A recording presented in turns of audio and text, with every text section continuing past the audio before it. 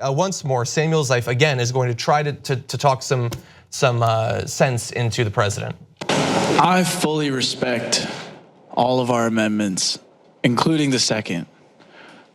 But in Maryland, they have proven that the Second Amendment does not protect these types of weapons. They have banned over 45 different kinds of assault weapons, including the AR. They have banned they have limited magazine sizes. They have proven that it's not like we have to lose our Second Amendment. You know, the Second Amendment, I believe, was for defense. And I fully respect that, like I said. But these are not weapons of defense. These are weapons of war. And I still can't fathom that I myself am able to purchase one. These are extremely specific, extremely doable changes. You could ban specific types of weapons. You could limit magazine size. You can do all of that. And we know that it would have a good effect. But we also know that if you are forced into doing it just on the state level, as some states have done, you have the problem of the fact that you are surrounded by a sea of places where you can go and you can buy one of these weapons in a few minutes if you want to. Weapons that are literally better than what some armed forces around the world have. Any jackass can go and buy one. And then he can cross state borders if he wants to. Yeah, look, the Second Amendment is for militias. It just is. They just ignore half of the amendment. They're just like, oh, that's inconvenient. I'd like to buy whatever weapon I like and have fun. It's not for a well-regulated militia. So I'm just not gonna read half the amendment. I don't care, I just want a gun. And since I feel like I need it for whatever reason, okay, fill in the blank. I'm okay with kids dying with AR-15s. So this is not what the Second Amendment says. I know as a country we've lost our minds, so we're like, just ignore it, but it is for a well-regulated militia. It was a couple hundred years ago when we didn't have an organized military. You needed it for a militia to protect your community in case foreign invaders came in partly. And partly in the South, the militias had a second name. They were called slave patrols. So that's the history of the Second Amendment. I know it makes people uncomfortable, but that's the reality of it. And even if you believe the Second Amendment has nothing to do with a militia, even though it says militia in it, and you think, no, it means that Thomas Jefferson wanted me to have an AR-15. Did he want you to have a tank? Did he want you to have an RPG? Did he want you to have grenades, bombs? Mustard gas. How about a nuclear bomb? Is there no limit on the Second Amendment? If there is a limit on the Second Amendment, which of course there is on each amendment, right? You can't yell fire in a crowded theater. You also can't fire into a crowded theater with an AR-15. There's a limit on the First Amendment and the Second Amendment. And if there is a limit, then we get to reasonably decide in a democracy what that limit should be. And Maryland has decided, hey, you know what? We don't want assault weapons. And there's no problem with that. Even if you fully believe in the Second Amendment, that is perfectly normal and acceptable and correct. So there was just to continue to set the stage for this before we get to what Trump's final thoughts were. There was a decent mix of people who agreed with him on these things, like arming teachers and putting up barricades in schools. People each had their stories. People addressed the mental health part too. We won't be able to hear it, but there was a Sandy Hook mother that said, there's a mental health issue that we're talking about, but how do you determine that? Sometimes the mental health issues she said the vast majority of people with mental health issues aren't aggressive. They're depressed or they have issues within themselves that they're just quietly going through their life with. To identify that is different than locking them up or arresting them before we assume they're all carrying out these crimes. That was ignored as well, which we'll find out if we go to that last part too, which we'll eventually.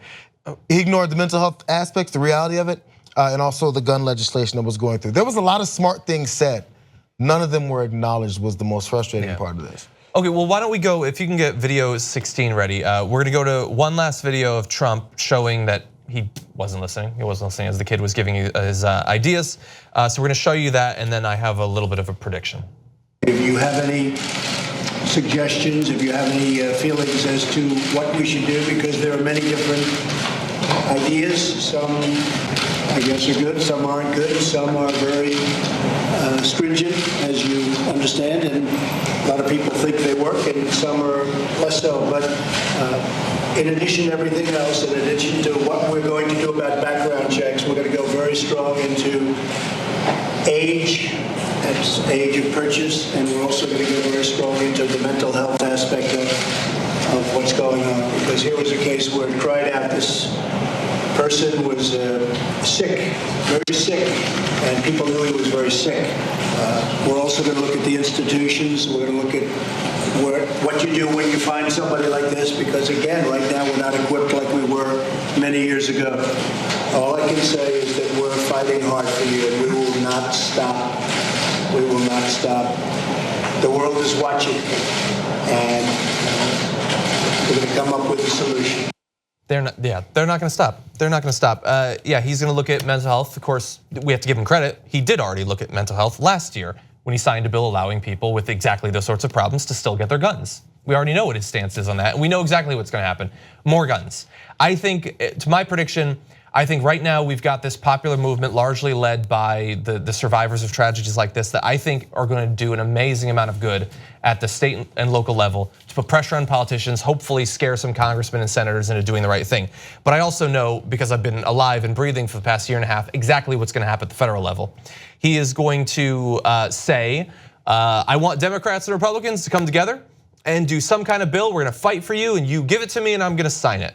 And then the absolute troglodytes and monsters in Congress are going to do the most minor background check possible and say, if you want that, you need to do concealed carry reciprocity. You need to do this long list of absolute insane, extreme right-wing fantasies of gun control. And if they don't give them everything there, he is going to begin Twitter tirades attacking crying Chuck and whoever, insane juvenile nicknames, and he's gonna make it seem as if the Democrats, who aren't leading on this issue, but at least would do something, are the actual cause of no progress whatsoever. We've seen this played out a million times. It's about to happen again on guns.